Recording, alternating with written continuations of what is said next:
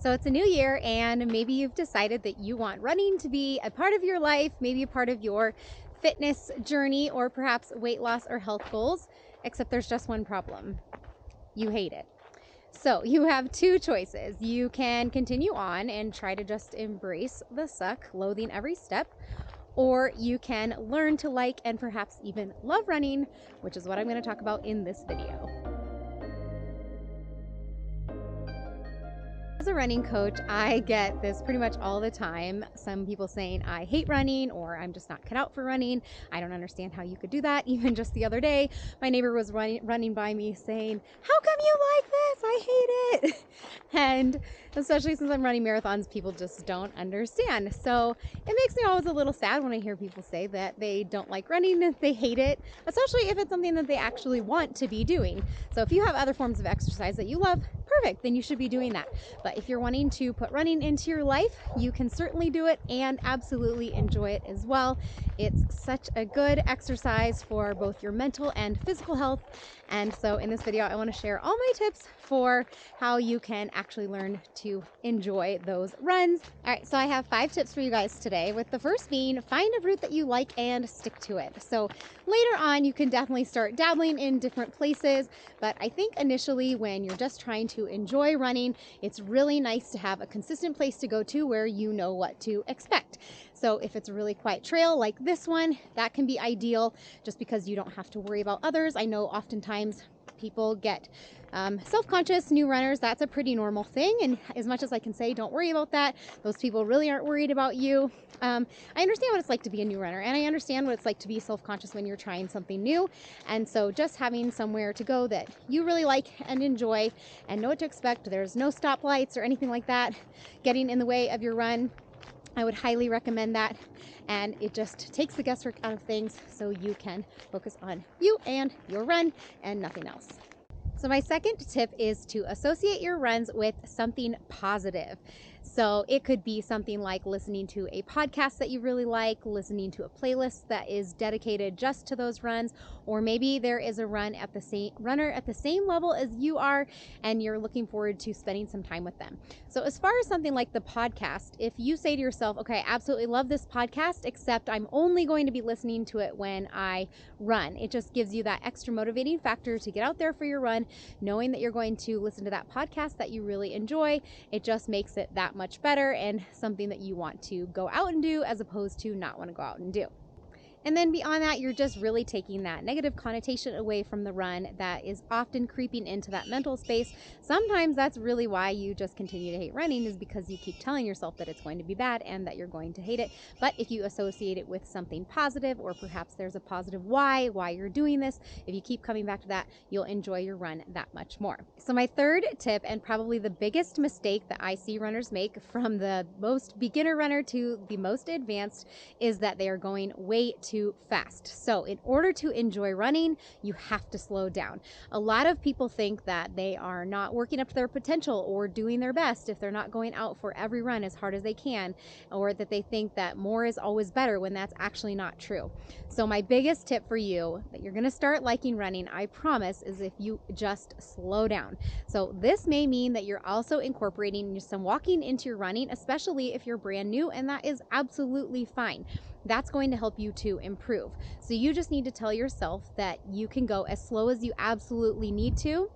Definitely, if you're wanting to run, you want to incorporate some running and not only be walking. But even if that's only for short bursts, maybe it's only for a minute or two, that's completely fine. So what I would recommend to you, especially if you're brand new, is to just start that jog and as slow as you possibly can, but you're still actually running, and just go as far as you can. And then as soon as you are out of breath, you can stop, walk until you catch your breath, and then try to do that same thing again. And doing that over and over the course of time is going to improve the length that you can run. You're going to be able to run farther, you're going to be able to be faster, and you're not hating going out for your run every time, especially if you're giving yourself permission to walk when you need to. The truth is, you really have to be okay with going slower with your running if you want to be a runner for the long term. This is how it works, and this is how a runner builds their aerobic base and improves, is by doing lots of easy running anyway, not the hard stuff. So I promise you, you are no less of a runner or an athlete if you are going slow or doing that easy running. That is absolutely what all runners should be doing from whatever level you are at. So my fourth tip is to run by time, not mileage. So runners get very hung up on how many miles they're running, and they often think that they need to go out and run 2 miles or 5 miles or whatever it might be. So I strongly urge you to start paying more attention to the amount of time that you're out running as opposed to the distance that you're running when you go out. This just takes a lot of the expectation off of yourself if you just say, I'm going to go out and run, walk, for 30 minutes. I don't care, what kind of ground I cover during that time. At least I know that I'm going to be getting 30 minutes of solid exercise today. That includes some running, how much ever that happens to be, at whatever pace that happens to be. And then you come home and you can see how far you went that day. So I'm not saying you're not tracking it. You're just not going to be looking at your watch to see what pace you're going or how many miles you're at or anything like that. And this just goes back to being able to go slow, run easy, run as easy as you need, and not being worried about covering a certain amount of ground in a certain amount of time. So again, pay attention to just going out for that chunk of time, whatever it is. Is it 20 minutes? Is it 30 minutes? What's it going to be that day? And that way you'll get out the door no matter what, get the exercise, and not be so worried about how much you're actually doing if you didn't hit miles that you wanted to hit, especially if you're not feeling great that day. Because let's be honest, some days are going to be easier than others. There's different things that will affect your runs, such as the heat, or maybe you're in the mountains and you're at altitude, you're on vacation or something like that. And so it just takes the pressure off if you just give yourself that amount of time without worrying about how many miles you actually have to be doing. So tip number 5 is to track your progress and set small goals. So just because I'm asking you to pay attention more to time as opposed to mileage and also to slow down doesn't mean that you're not actually tracking your progress anywhere. No, I don't want you guys to be looking at your watches constantly or worried about that, because if you do, that's just going to make you hate running and feel like you need to go faster than you should be, and you're not going to like it, because let's be honest, running is hard in the beginning. That's just the truth of it. I promise it gets better. So if you can set small goals for yourself, you can see those wins add up from week to week and not thinking that you're hitting these huge goals that you set for yourself. So just recently I did a video about setting process goals as well as bigger performance goals. So if you do have a performance goal that you're wanting to do, such as running a 5K, that's awesome. You can have that. But then you want to set some process goals that you're going to be hitting along the way. So maybe it's as simple as, today I'm going to go out for 30 minutes and I want to be running for at least half of that time. So maybe it's 15 minutes out of 30 minutes for that particular run.